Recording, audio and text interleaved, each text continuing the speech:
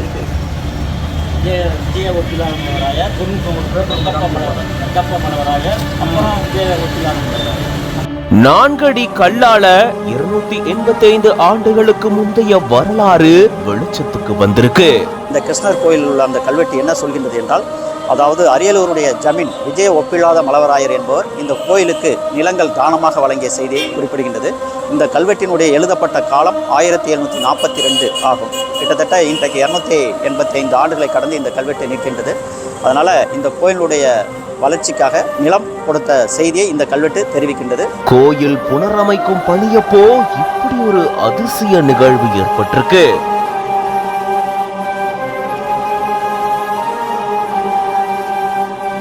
$82 ஆண்டுகளுக்கு அப்புறமா கொண்டு வரப்பட்ட புது தேர் புது வரலாற்றை நமக்கு உணர்த்திருக்கு.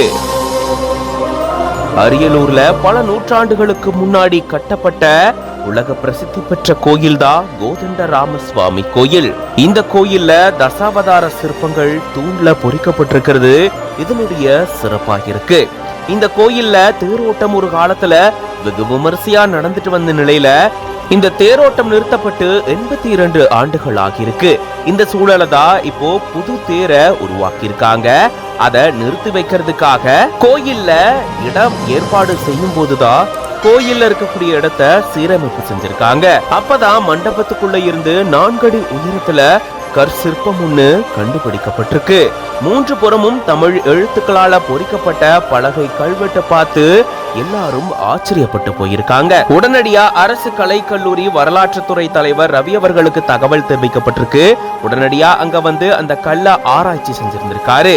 இந்த கோயிலுக்கு நிலமை தானமா வழங்கினதுக்கான கல்வெட்டு தான் இது அப்படின்ற முதற்கட்ட ஆராய்ச்சியில இந்த தகவலை அவர் சொல்லியிருக்காரு. அதே போல பெருமாளினுடைய அவதாரங்கள்ல ஒன்னான வாமன அவதார சிற்பமும் இந்த கல்வெட்டுல பொறிக்கப்பட்டிருக்கு.